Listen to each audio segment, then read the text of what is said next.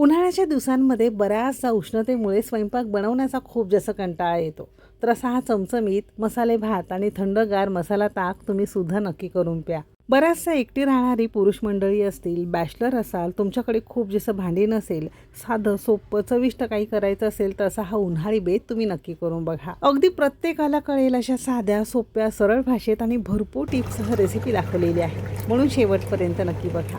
जर रेसिपी आवडली तर लाईक करा.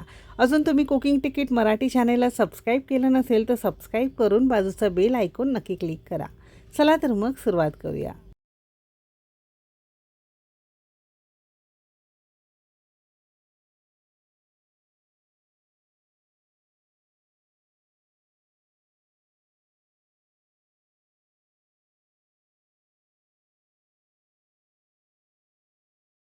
चमचमीत पण खूप जास्त साधा सोपा असा हा मसाले भात बनवण्यासाठी सगळ्यात पहिल्यांदा घरातल्या एखाद्या वाटीने किंवा मेजरिंग कपने बरोबर 1.5 कप आणि वजनी म्हणाल तर साधारणतः 350 ग्राम प्रमाणात इथे आपण रोजच्या वापरातला जुना तांदूळ घेतला.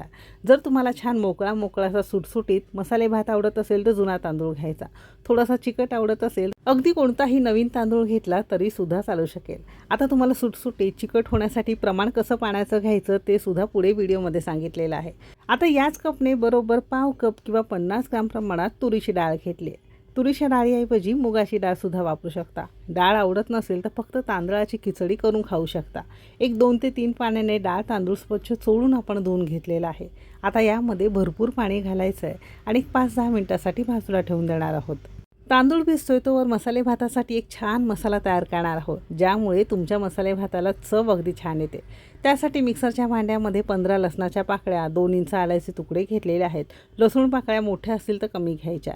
एक हिरवी मिरची किंवा आवडीप्रमाणे घेऊ शकता. 2 ते 3 चमचे आपण इथे तुकड्यांमध्ये सुकं खोबरं घेतलं. तुम्ही ओलं खोबरं सुद्धा वापरू शकता. 5-6 लवंग, 5-6 काळी मिरी, 3 हिरव्या वेलच्या घेतलेल्या आहेत. अर्धा चक्रफूल घेतलं आहे. 2 इंच आपण इथे दालचिनी घेतलेली आहे आणि अर्धा चमचा आपण इथे साधं जिरं घेतलेलं आहे. एक 2 ते 3 चमचे बारीक चिरून देठांसहित कोथिंबीर घेतली. अजिबात पाणी न वापरता मिक्सरला याची छान भरड किंवा थोडा मोठा मोठा मसाला फिरवून घ्यायचा. हवं असेल तर खलबत्त्यामध्ये सुद्धा करू शकता, पण मिक्सरला कसं अगदी 1-2 मिनटं तयार होतं. असा मसाला तयार झालेला आहे. इथे साधारणतः एक 7-8 मिनटं झालेली आहे. डाळ तांदूळ छान भिजून तयार आहे. मस्त भिजल्यावर भात अगदी छान सुटसुटीत मोकळा होतो. कुकरला करणार आहोत, कारण कुकरला अगदी 2 शिट्यांमध्ये तयार होतो. खूप जास्त भांडी नसतील, बॅचलर असाल, पुरुष मंडळी एकटीच राहत असाल तर त्यांच्यासाठी कुकरमध्ये अगदी बेस्ट आहे. त्यासाठी कुकर गरम करून घेतलेला आहे. त्यामध्ये पळीभर किंवा आवश्यकतेनुसार तुम्हाला तेल घालायचं आहे. तेलाऐवजी साजूक तूपसुद्धा वापरू शकता. हलकंसं तेल गरम झालं की अगदी अर्धा चमचा आपण यामध्ये मोहरी घेतलेली आहे. मोहरी छान फुलू द्यायची आहे. आता यामध्येच एक मध्यम आकाराचा कांदा, एक तर उभा पातळ किंवा आडवा चौकोनीसुद्धा तुम्ही चिरून घेऊ शकता, जसं आवडेल त्यानुसार. आता कांदा आपल्याला साधारणतः थोड्याशा गुलाबी रंगावर हलकासा गडद रंग होईपर्यंत परतून घ्यायचा आहे. तर साधारणतः इथे एक 3 मिनिटानंतर बघू शकता रंग थोडासा बदलू लागलेला आहे. थोडासा गोल्डन झाल्यासारखा दिसत असेल. आता यामध्ये जो आपण मसाला तयार केलेला होता ना मसाले भाताचा, तो घालणार आहोत. यामध्ये ना गरम ताजे मसाले घातल्यामुळे भाताला चव अगदी छान येते. आता ज्या मंडळींकडे ना गरम खडे मसाले नसतील तर बाकी जिन्नस मिक्सरला वाटून नंतर तुम्ही पावडर फॉर्ममध्ये यामध्ये गरम मसाला अर्धा चमचा वापरू शकता. आता सुरुवातीला मसाले 2 मिनटं परतून घेतल्यावर यामध्ये अर्धा चमचा आपण गोडा मसाला घातला. मसाले भात आहे तो गोडा मसाला तर घातलाच पाहिजे, कारण आपल्या गोडा मसाल्यामध्ये ना तीळ, खोबरं, गरम मसाले, मिरच्या सगळं घालून तयार केल्यामुळे मसाले भाताला चव अगदी छान येते. पाव चमचा हळद घेतलेली आहे. चमचावर कोल्हापूरचा घाटी मसाला घेतलेला आहे. आपले सगळे मसाले ऑथेंटिक, पारंपरिक, केमिकल फ्री असे तयार केले जातात, शिवाय डंकावर कुटले जातात आणि आपल्या मसाल्यांमध्ये केमिकल नसल्यामुळे अगदी वर्ष 1.5 वर्ष मसाले चांगले टिकतात. चवीपुरतं किंवा अर्धा चमचा मीठ घातलं आहे. थोडंसं पाणी घालून हे सगळे मसाले साधारणतः अगदी मध्यम आचेवर मिनिटभर आपण चांगले तेल सुटेपर्यंत परतून घेणार आहोत. आता मगाशी सांगितल्याप्रमाणे तुमच्याकडे खडा मसाला नसेल तर या स्टेजला अर्धा चमचा तुम्हाला गरम मसाला पावडरसुद्धा वापरता येईल, तसंसुद्धा चालेल.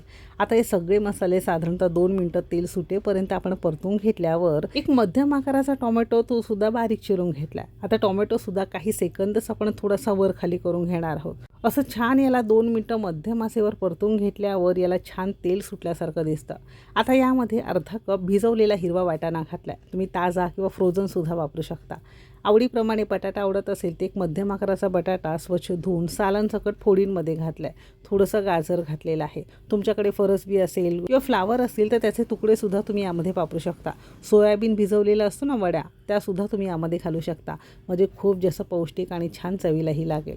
आता या भाज्या साधारणतः 2 मिनटं तेल सुटेपर्यंत आपण परतून घेतलं आहे.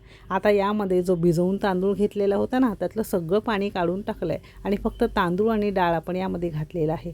बघू शकता असा छान डाळ तांदूळ भिजला ना, ते एक तर शिजायला फार जास्त वेळ लागत नाही आणि भात तुमचा शिजल्यानंतर छान मोकळा मोकळा होतो. ही खूप खास टीप आहे, लक्षात असावी. आता तांदूळसुद्धा या भाज्यांमध्ये मसाल्यांमध्ये फोडणीमध्ये 2 मिनटं आपण चांगलं परतून घेतलेलं आहे. असं केलं की भाताला किंवा मसाले भाताला चव अगदी छान येते. रंग छान बदलू लागल्यावर यामध्ये आपल्याला फायनली पाणी घालायचं आहे. आता जितका तुमचा तांदूळ त्याच्या दुप्पट तुम्हाला इथे पाणी घालायचं आहे. थोडासा हलका फुलका किंवा सुटसुटीत मोकळा मोकळा भात आवडत असेल तर 1.5 कप किंवा दुप्पट पाणी घालायचं आहे. थोडंसं चिकट आवडत असेल तर तुम्हाला इथे 2 कप पाणी घालता येईल. जर तुम्ही नवीन तांदूळ घेत असाल तर 1 कपाला 2 कप असं याचं पाण्याचं प्रमाण आहे. तर या पद्धतीने आपल्याला पाणी घालायचं आहे. कसं असतं, प्रत्येकाच्या तांदळाची क्वालिटी वेगवेगळी असू शकते. त्यानुसार पाणी थोडं कमी जास्त तुम्हाला लागू शकतं. तुम्ही तुमच्या अंदाजे पाणी घालू शकता. आता याला छान एकजीव केलं, हलकीशी उकळी आली की झाकण लावायचं आहे आणि मध्यम आचेवर कुकरच्या फक्त 2 शिट्या आपण काढून घेणार आहोत. गॅस अजिबात मोठा करायचा नाही, तर मध्यम आचेवरच आपण 2 शिट्या काढून घेणार आहोत. तोवर पटकन आपण इथे मसाला ताक कसं बनवायचं ते बघणार आहोत. 2 ग्लास ताकासाठी साधारणतः इथे पाव कप आपण दही घेतलेलं आहे. दही फार जास्त आंबट नसावं. अर्धा चमचा आपण इथे ताकाचा मसाला घेतलेला आहे. ताकाचा मसाला कसा तयार करायचा ऑलरेडी शेअर केलेली आहे रेसिपी. तुम्हाला हवी असेल तर डिस्क्रिप्शनमध्ये याची लिंक दिलेली आहे, नक्की चेक करा.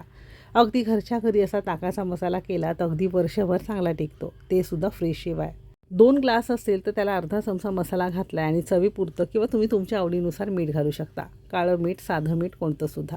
थोडीशी कोथिंबीर घालायची आणि छान एकजीव आपण चमचाने फिरवून घेतलं आहे. मस्त या दह्यामध्ये असं हे मिक्स झालं की यामध्ये आवश्यकतेनुसार जसं तुम्हाला पातळ घट्ट ताक लागत असेल त्यानुसार गार पाणी घालायचं आहे आणि छान रवीने एकसारखं 2 मिनटं आपण फेटून घेणार आहोत.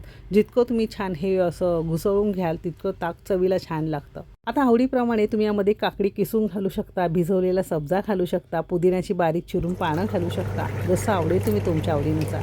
हा अगदी बेसिक साधा सोपा असा हा आपला ताकाचा मसाला घालून ताक तयार झालेला आहे. कधी ट्राय केलं नसेल तर एकदा नक्की ट्राय करा, झक्कास लागतं. इथे साधारणतः कुकरच्या मध्यम आचेवर 2 शिट्या झाल्यावर एक 10 मिनटं कुकर असाच ठेवला होता. नंतर याचं आपण झाकण काढून बघणार आहोत.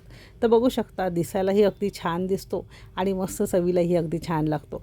गरम असतानाच बघू शकता असा छान मोकळा मोकळा झाल्यासारखा दिसतो. थोडासा गार किंवा कोमट झाला ना तर प्रत्येक शीत असा छान मोकळा मोकळा सुटसुटीत होतो. जितका दिसायला सुंदर ना चवीलाही अगदी छान लागतो. आता इथे आपण कुकरला 2 शिट्यांमध्ये हा मसाले भात तयार केलेला आहे. तुम्हाला जर टोपामध्ये कढईमध्ये करायचं असेल, बनवण्याची कृती अगदी सेम आहे. हलकीशी उकळी आली की झाकण लावून मध्यम आचेवर एक 10 मिनटं ठेवायचं आहे. म्हणजे मसाले भात खाण्यासाठी तयार होईल. डाळ तांदळामध्ये वेगवेगळ्या भाज्या घालून तयार केल्यामुळे वेगळी भाजी किंवा कोशिंबीर वगैरे तुम्हाला करावी लागत नाही. तर उन्हाळ्याच्या दिवसांमध्ये स्वयंपाकाचा कंटाळा आला असेल तसा हा साधा सोप्पा आणि मस्त बेत तुम्ही नक्की करून बघा. मस्त गरमागरम मसाले भात झाल्यावर छान थंडगार हे मसाला ताक प्यायचं, म्हणजे अगदी पोटाला थंडावा मिळेल. रेसिपी कोणत्या शहरातून बघताय ते सुद्धा नक्की कळवा आणि इथपर्यंत रेसिपी बघितल्याबद्दल सगळ्यांचे मनापासून आभार. चला तर मग भेटू एक मस्त आणि जबरदस्त रेसिपीसोबत. तोपर्यंत मस्त खा आणि स्वस्त रहा.